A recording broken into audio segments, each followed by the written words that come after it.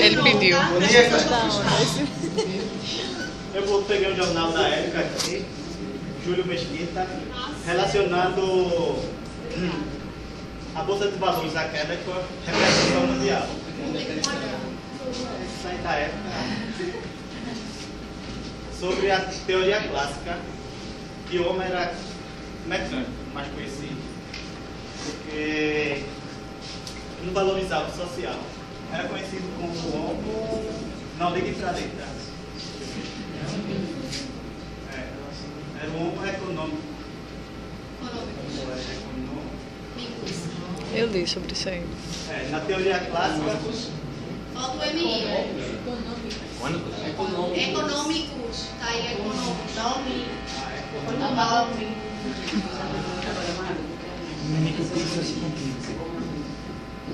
Ok? Na teoria clássica, o homem era mecanizado, conhecido como homo econômico. Com a queda da Bolsa de Valores de Londres, Nova York, essa teoria clássica veio a ser questionada e começaram a pensar no social, que foi o homo.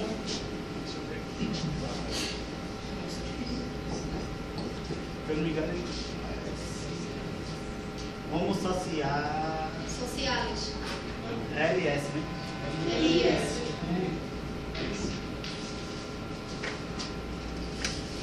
O homo socialis. Porque começou a se preocupar com a eficiência do relacionamento no trabalho. Aqui passa eu.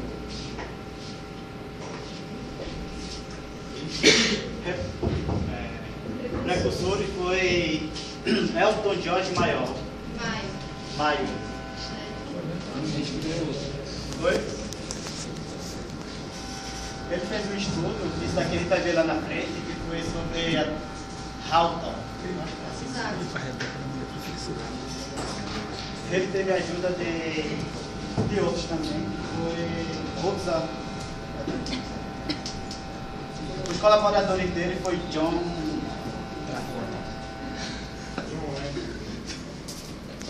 Dewey, eu não sei como é que diz esse nome. Eu escrever ao vivo. E John Dewey, John Leve.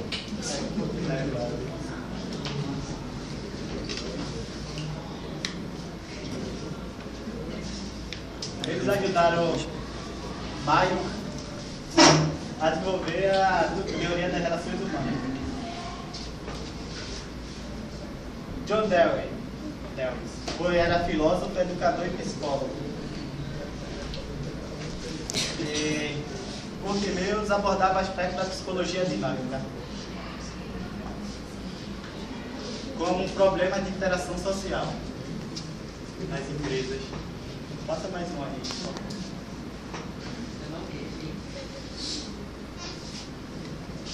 Essa introdução aqui tem sobre de corrigir a desumanização do trabalho, porque, como eu expliquei antes, o trabalhador não era visto como um ser, era como uma máquina de trabalho. Trabalhava aqui umas 14 horas, 16 horas por dia. O desenvolvimento das ciências sociais, que veio com a queda da teoria clássica, e a experiência de Hawthorne, que a gente vai ver agora. Eu vou explicar primeiro. Não, Eu vou explicar primeiro a diferença entre a teoria das relações humanas e a teoria clássica, ou escola de relações humanas. Na teoria clássica, o homem era visto como um homem econômico, como ele falou. Na ordem não altera os fatores. Às vezes. Nesse caso, não. Como? Os trabalhadores eram tratados de uma forma mecânica, onde a produtividade estava em primeiro plano e os trabalhadores em plano secundário. Eles davam mais valor à produtividade do que ao sentimento dos trabalhadores. Para Fayol,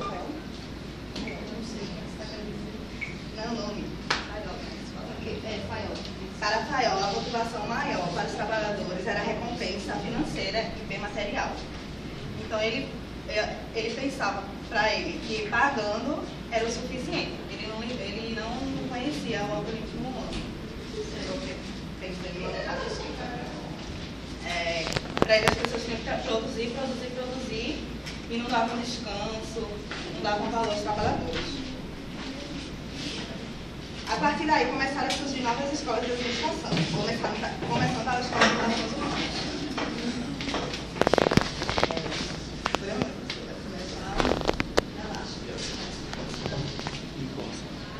Aí ele fala que o homem nessa teoria ele podia produzir que nem uma máquina. E nem não sei se vocês assistiram o filme Tempos Modernos, que ele Já assisti. Ele começa a trabalhar, produzir, e ele acaba tendo um piripaque. Ele começa a ficar fazendo um movimento e fica trabalhando. Por conta da repetição dos movimentos, ele vai desenvolver um processo automático de automatização. Então, e associado a uma certa alienação. Pela repetitividade, ele começa a desenvolver determinada loucura, por conta vão ser efeitos no caso daquele trabalho repetitivo. Nesse caso tem esgotamento físico. Esgotamento físico e psicológico também. Aí ele está produzindo. Aí ele pega o cartão, acho que ele vai dar um intervalo, faz um cigarro, no meio do cigarro, o chefe aparece situado no banheiro, manda ele voltar, ele começa a produzir novamente.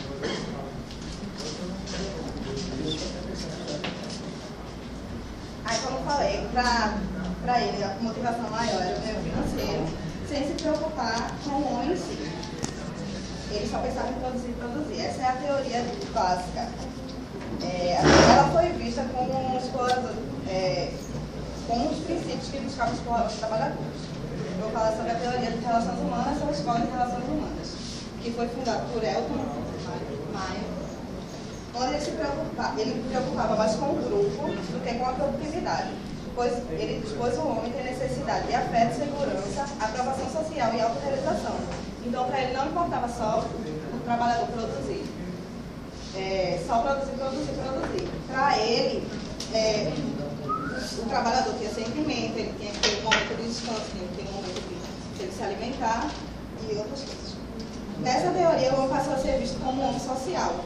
O princípio, a base da teoria de relações humanas, era que o homem, na teoria de relações humanas, começou a observar a iluminação, a temperatura, os períodos de descanso, acidentes de trabalho, fadiga, etc. E isso, para ele, influenciava muito na produtividade da empresa. Então, essa é a diferença. Enquanto a teoria clássica, eles só deixavam produzir, tinha um sistema de comando. Na teoria de relações humanas, eles pensavam mais no homem, no trabalhador em si, nos sentimentos dos trabalhadores, que para ele, assim, ele ia produzir mais. Não quer dizer que ele produzindo mais é para produzir bem feito. Isso foi uma descoberta, não foi uma descoberta, ou seja, premeditada, não é? Não foi uma previsão dessa descoberta. Isso foi uma descoberta inusitada, tipo, aconteceu. Por acaso, no caso. Por acaso. Eles foram para tentar descobrir uma outra coisa. Eles queriam verificar a influência do ambiente, ou seja, se o ambiente vai influenciar no alcance da produtividade, se vai ser positivo, se vai ser negativo, ou seja, eles vão tentar dar as melhores condições de trabalho, tipo dando ferramentas, iluminação e tudo, e vão submeter dois grupos, no caso vai ser um grupo de controle e um grupo de experimento, ou seja, o grupo de controle são aqueles que não vão se alterar, né, em sua estrutura. O grupo de experimento vai sofrendo várias oscilações, né, na iluminação, na concessão de instrumentos, na concessão de ferramentas, no caso nas luzes, não é? Se vai estar bastante iluminado, se vai ser mais escuro, não é? Essa teoria de relações humanas, eles fazem 4 pesquisas, se eu não me engano, onde a primeira... Pronto, mas assim no fim, é só para vocês saberem que essa experiência, ela vai com o objetivo de verificar uma coisa, que vai ser a influência do ambiente como determinante da produtividade, e acaba por descobrir outra coisa que vai cair na falar. Professora, é como se eles fossem para descobrir se o meio afetava o ser e acabaram descobrindo que o ser é que afeta o meio. Mais ou menos. Exato.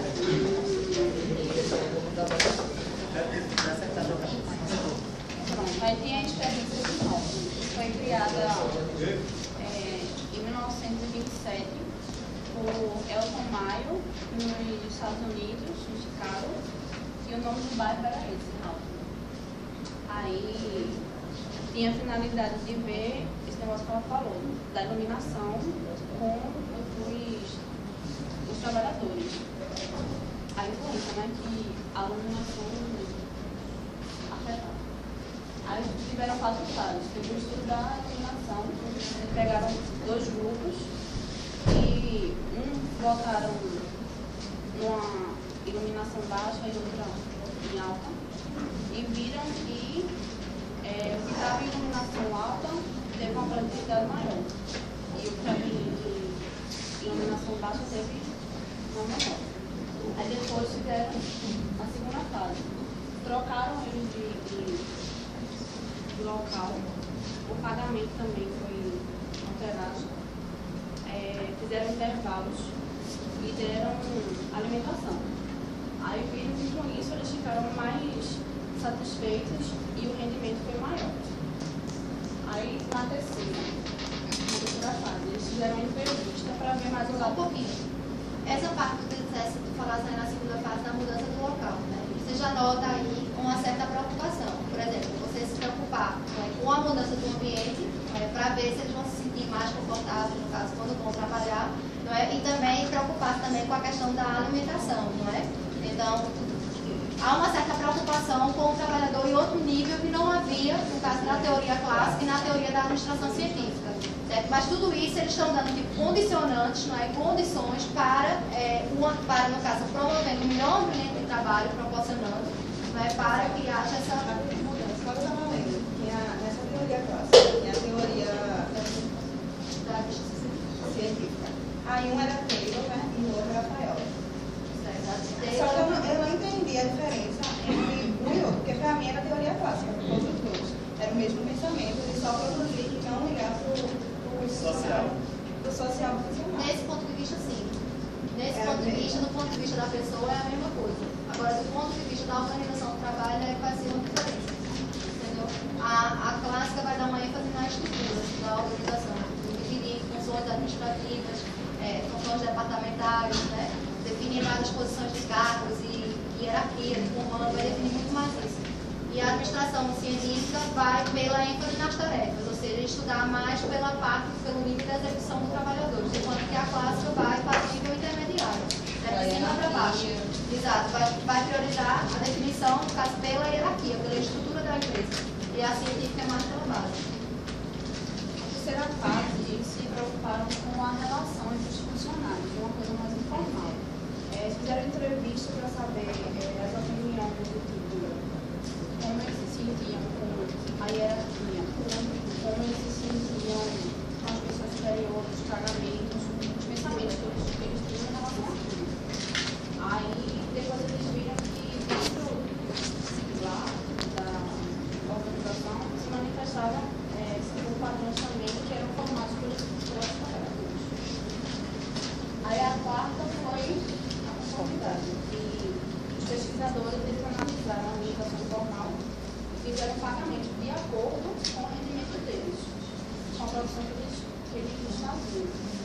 E não mais individualmente, era feita esse pagamento, essa análise mais em grupo. E perceberam que os trabalhadores se tornaram mais solidários. Certo. E no final de tudo, isso quer dizer o quê? Dessa experiência. O que é que mudou aí? Teve mais ênfase no trabalhador.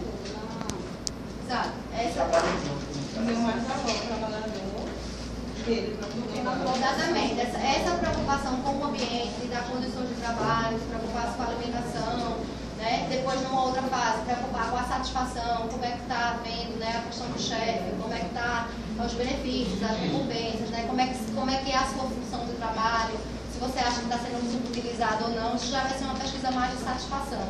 Então, no final, eles vão chegar à conclusão de que não vai ser a questão da ambientação, ou seja, de desenvolver condições de trabalho que vai influenciar na produtividade, e sim uma preocupação com as pessoas, no ponto de vista social, ou seja, você preocupar-se com as emoções, com os sentimentos, né, com as sensações das pessoas, com as relações entre os grupos, não é? Entre as pessoas que fazem parte daquele grupo, Então, é aí, no caso, a partir dessa experiência, que a preocupação com a estrutura informal, ou seja, das pessoas, no caso, é que vai começar a ter uma certa relevância. Certo? E não apenas a forma. A forma, tudo bem, ela é importante, mas aqui vai começar a dizer, se as pessoas é que executam aquilo que vai ser definido em termos de forma, então as pessoas elas são mais importantes do que a forma.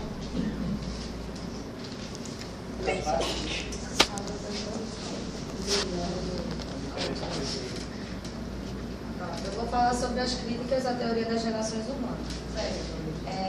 Após o domínio da teoria das relações humanas, em cerca de mais de uma década, ao final dos anos 50, entrou em declínio, passando a ser intensamente criticada, a tal ponto que suas concepções passaram a ser profundamente revistas e alteradas.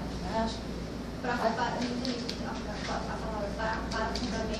Não, que as concepções passaram a ser profundamente revistas e alteradas.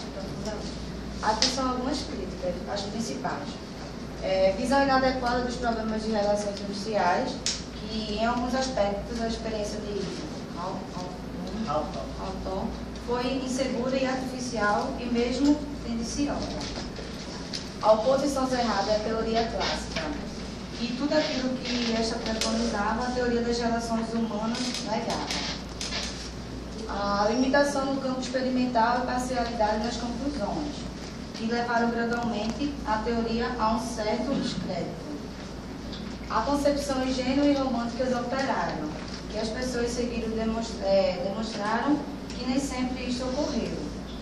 E a ênfase exagerada nos grupos informais, que colaboraram rapidamente para que esta teoria fosse repensada. E ao receber tantas críticas, a teoria das relações humanas precisou de uma reestruturação que deu origem à teoria comportamental. Perguntas? Não, vou te ajudar. Perguntas? Vocês querem esclarecer algum desses pontos ou isso está claro para vocês?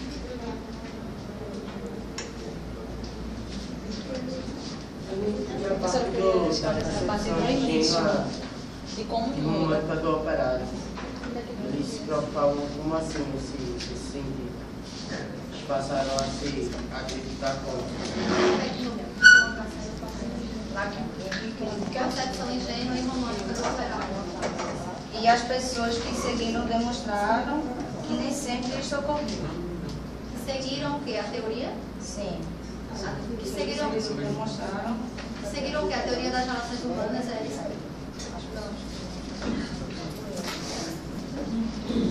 Eu acho que referente as pessoas que seguiram. Porque essa percepção de concepção ingênua e romântica do operário significa que você vai apelar nessa teoria das relações humanas demais pela sensibilização.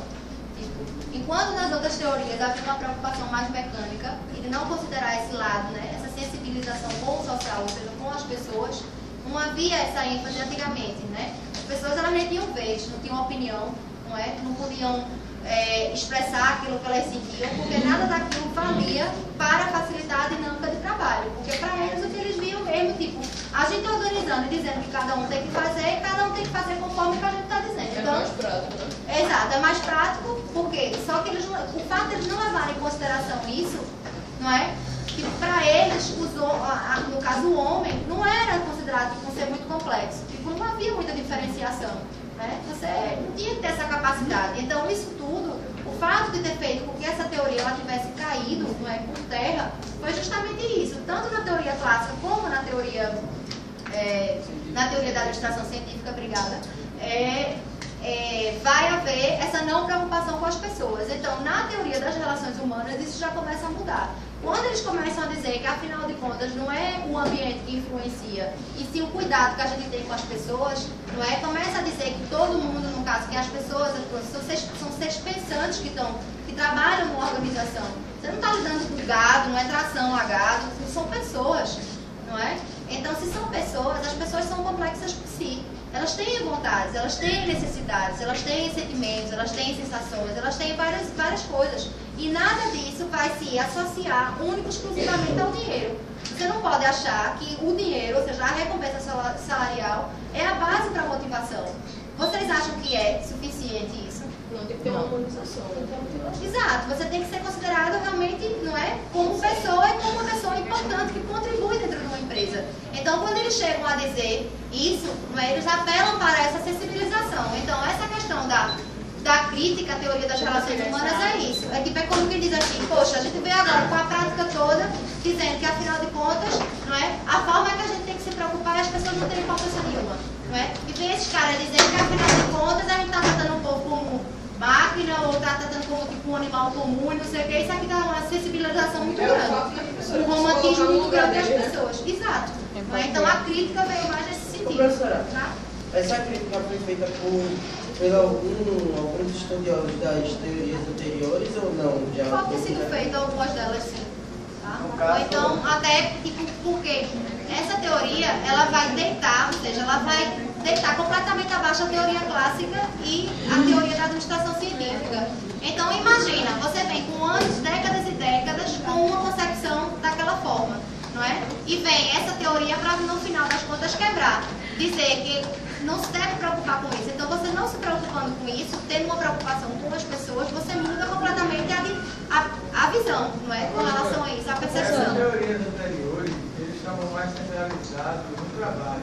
Nesse caso das relações humanas, o trabalho, ele passa a se preocupar não somente com o trabalho, mas com a sua vida posterior ao trabalho. No caso, família, alimentação, coisas que não existiam nas teorias anteriores. Exato.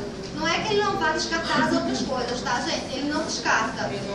Não descarta, apenas afirma que esse fator, que é o fator humano, ou seja, os recursos humanos, que eles devem ser considerados tanto como os materiais, os instrumentos, as máquinas, a tecnologia, a organização e a divisão do trabalho. Muitas dessas conquistas, elas vieram através de revoluções. É isso que eu quero entender. O contexto histórico que deu a teoria, no caso, o que foi a quebra da bolsa, o crack da bolsa, o que foi que acarretou, de acordo com isso, eu não entendi essa parte aí. O crack entrou onde aí? Ficou um pouco claro para mim. Se puder explicar. Obrigada. No caso ali, a queda da bolsa, porque a turma era mecanizada. Não tinha um pensamento. Aí quando quebrou a bolsa, muita gente começou a se suicidar, um desemprego geral, e foram analisar por que isso. Beleza, obrigada. Fazer uma pesquisa, Não, claro, muita gente se É porque, no caso, antigamente, antes da quebra da bolsa, teve uma grande produção. Para ter a quebra da bolsa. Antes da queda da bolsa, Antes da bolsa. Calma. Vamos falando, depois fica assim, tentando procurar. Porque assim, uma grande produção existia no planeta, antigamente pelos Estados Unidos, e fez com que houve a quebra da bolsa, porque havia muita produção.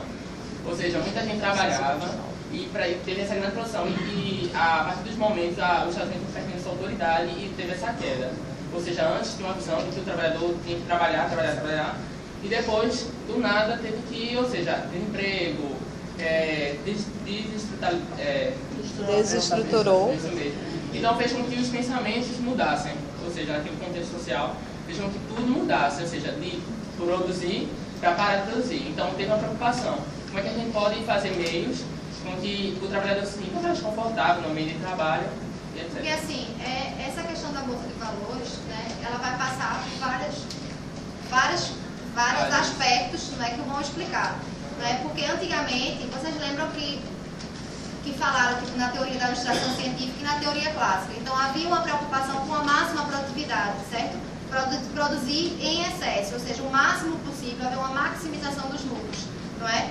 E então, tentando gastar o mínimo possível, certo? Então, com essa produção em massa, não é? As pessoas que na altura não tinham poder aquisitivo, não é? Elas passaram a ter uma facilidade maior de compra do produto. Por quê? Porque essa maximização desenvolvia uma padronização, ou seja, você não tinha produtos muito diferenciados, eles eram iguais e acessíveis para todas as classes. Então, inclusive, até os trabalhadores naquela altura, eles podiam adquirir, né? Porque o produto era o mesmo. Então, foi quando começou a surgir, na mesma altura, também logo depois da segunda revolução industrial, a automatização das máquinas. Então, vão começar, tipo, A dona de casa, em vez de bater o bolo com a mão, começa a ter uma batedeira, não é? Então, o marido começa a ter um carro, né? Em vez de estar lá com a carruagem dele, ou então aqueles outros carros super antigos, não é? E nem todo mundo podia ter, porque era uma coisa assim caríssima, não é? Então, esses carros eles vão começar a entrar, não é? Na produção de Ford, não é? Vão começar a entrar em fluxo nas ruas. Então, todo mundo vai começar a ter o carro. Por quê? Porque eles vão se preocupar com os recursos que vão ser utilizados e com essa padronização, ou seja, de apenas fabricar um tipo de carro.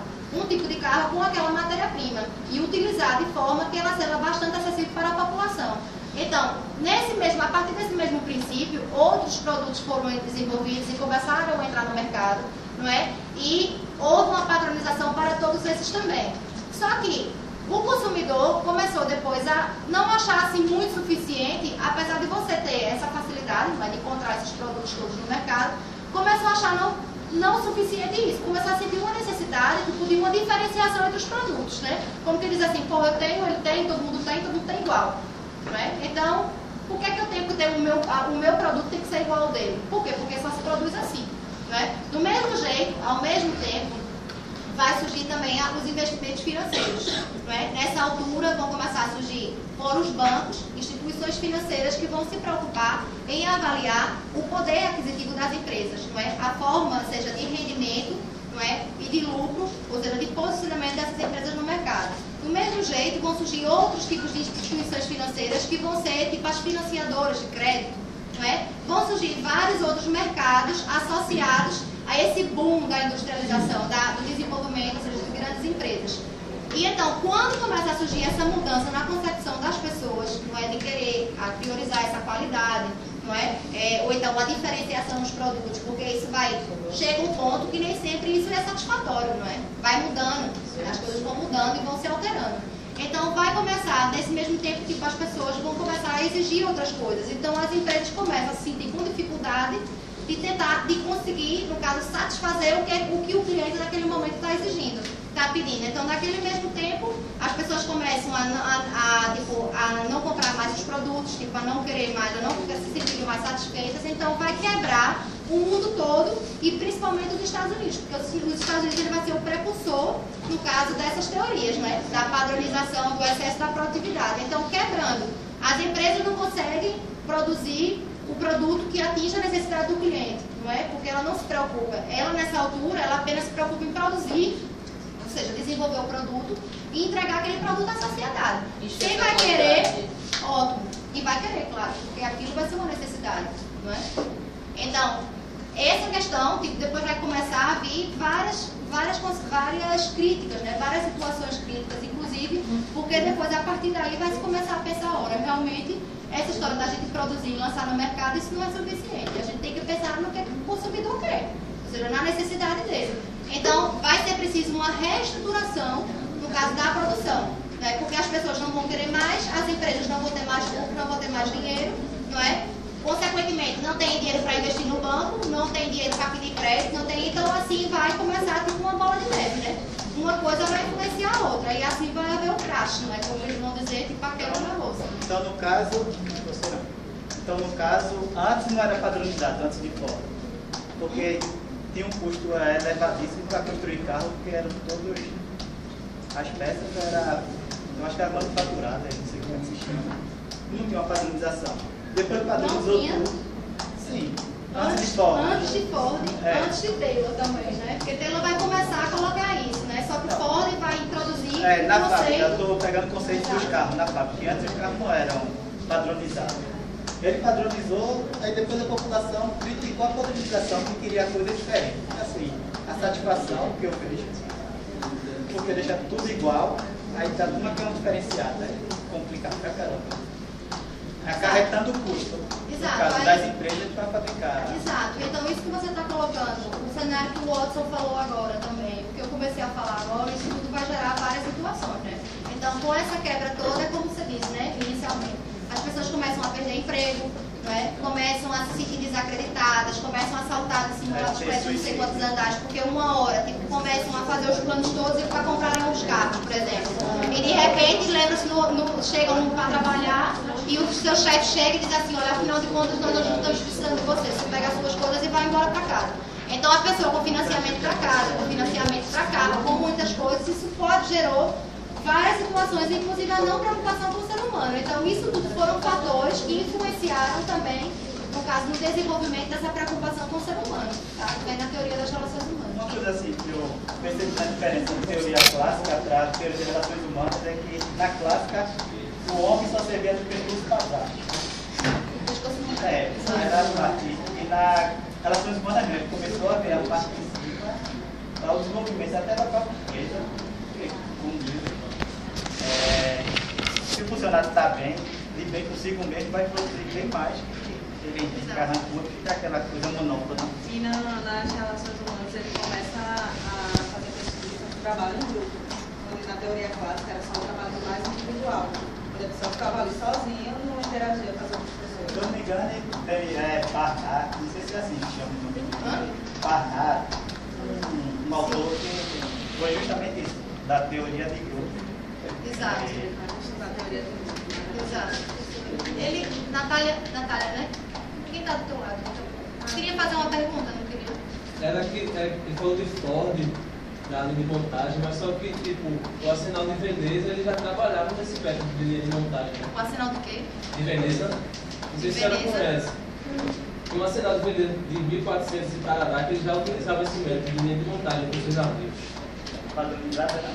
Era tipo uma padronização que, tipo, a linha de Ford, a linha de montagem de Ford, era praticamente a mesma coisa da linha de montagem de Veneza, seus navios. Isso já vem de muito tempo, de 1400. Exato, e vem, e vocês pensam assim, né? Pronto, a gente começa a pensar e dizer assim, oxe, mas antes o outro já vinha fazendo, mas é natural, não é? A administração, ou seja, os conceitos de forma de produção e de administração, eles já vêm já desde não sei quando. Né? Só começa a ser modernizado e ao mesmo tempo, tipo, a ênfase que esses teóricos vão dando nessas formas de organização do trabalho vai fazer com que eles se tornem conhecidos mundialmente, não é? E então, que é com que haja essa preocupação e dizer, não, afinal foi aquele fulano ali que desenvolveu aquilo, a questão de pensar na administração como ciência.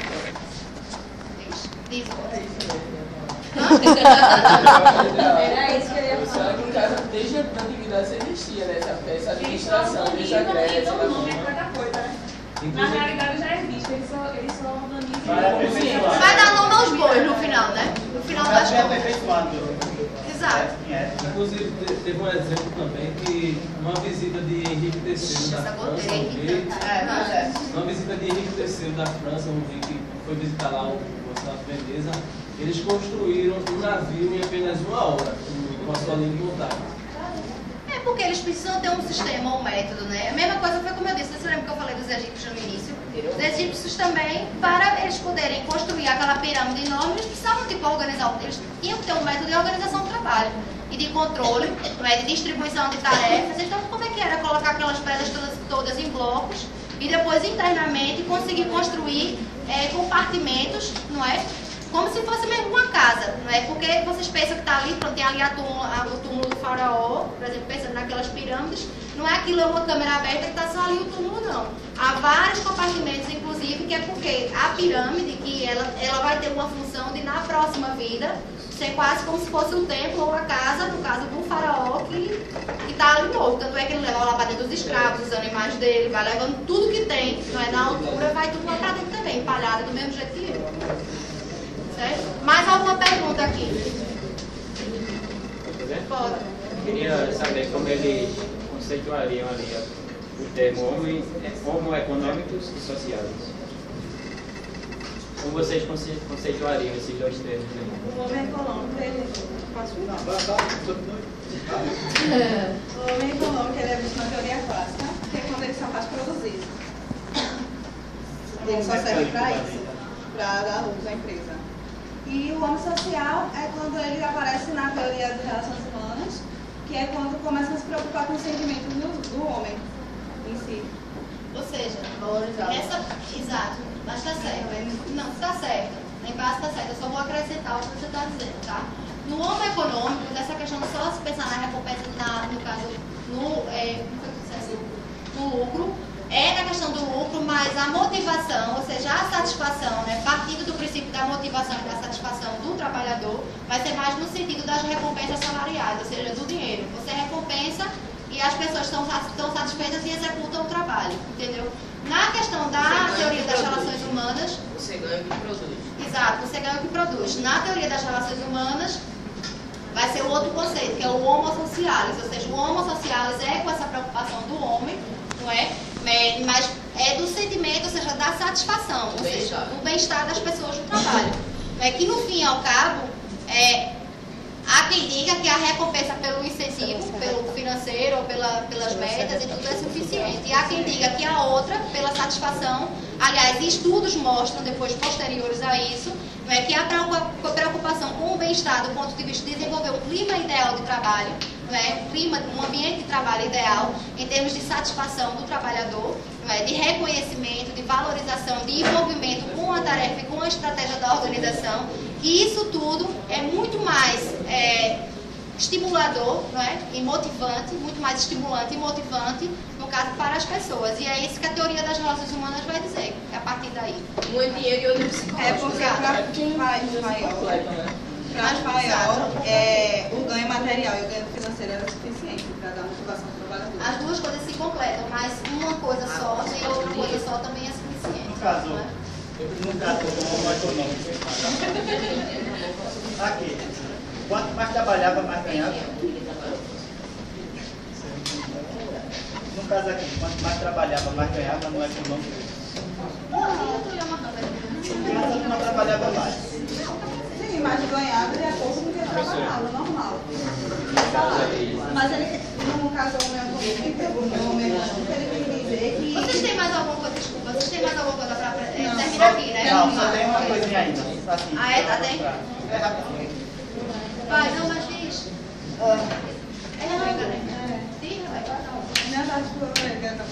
Sobre o homossexual. A professora me chamou para maloqueira. Rebeca? Maloqueira e desordeira. Só uma coisa, comportamental. Não é isso, será que ele tem um remédio para chamar? Porque ele dizer, a teoria comportamental é a estruturação da relação humana. Que no caso do meu grupo é a teoria comportamental. Você não podia conversar sobre isso. Mas tem mais alguma pergunta? Eu já chego lá, tá? Porque essa é a mesma parte final. Vocês querem fazer mais alguma pergunta em relação a essas críticas? Não?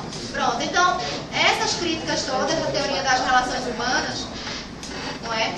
Ela vai, esse John Dewey e esse Kurt Lewin, eles vão chegar em paralelo, mas já vão chegar numa situação mais posterior, certo? Inicialmente vai ser Elton Mayo que vai dar início a essa preocupação toda. Então, John Dewey e Kurt Lewin vão ser aqueles que vão se preocupar mais com o estudo das características individuais e com o estudo das características comportamentais, ou seja, grupais, não é? Então, Kurt Lewin vai estudar mais do ponto de vista das dinâmicas, não é? Do processo de liderança, ou seja, da motivação, do ponto de vista mais grupal, né? A nível grupal. E John Dewey, se eu não me engano, né, já é mais do ponto de vista individual, né? Uma preocupação mais individual. É isso ou não? Confirme. Não tem um poder, a sapiência absoluta, não. Eu também posso me enganar. É ou não? Confirme pra mim. Eu só peguei uma parte. Porque eu peguei mais tarde do nome dele. Bom, anyway, enfim. Esse John Dewey e esse Kurt Lewin vão se preocupar, no caso, com os aspectos sociais, ou seja, o estudo da liderança e o estudo da motivação e o estudo da comunicação vão ser três componentes principais, no caso, para você lidar com pessoas, né? Para você dirigir pessoas, que vai ser em paralelo com a teoria clássica, né? Então, essa preocupação com a direção vão ser essas três perspectivas que vão ser desenvolvidas, né? Então, inicialmente, isso vai ser uma preocupação mais individual, ou seja, você tentar melhorar o processo de comunicação individual, ou as teorias da liderança, ou seja, você estudar os estilos gerenciais, não é? Então, é mais do ponto de vista pessoal, da pessoa, não é? Ou até a teoria inata, não é? Das características mais inatas de liderança, que isso a gente vai ver mais posteriormente, né?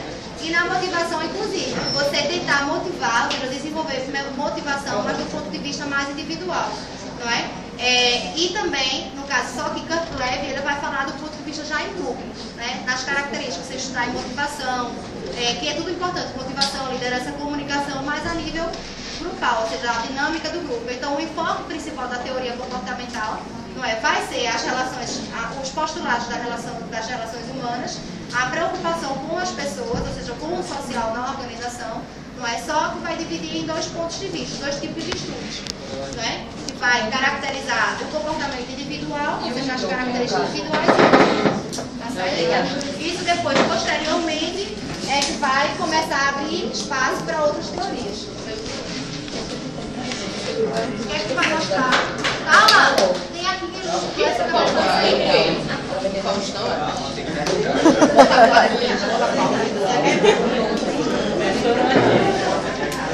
Rebeca, tu é uma amiga. Só pra tirar uma. Tu é uma. Tu é uma.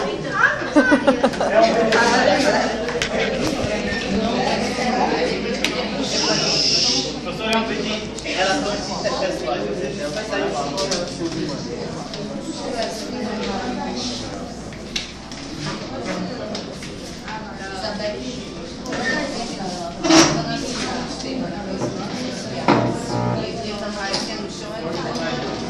áudiozinho aqui.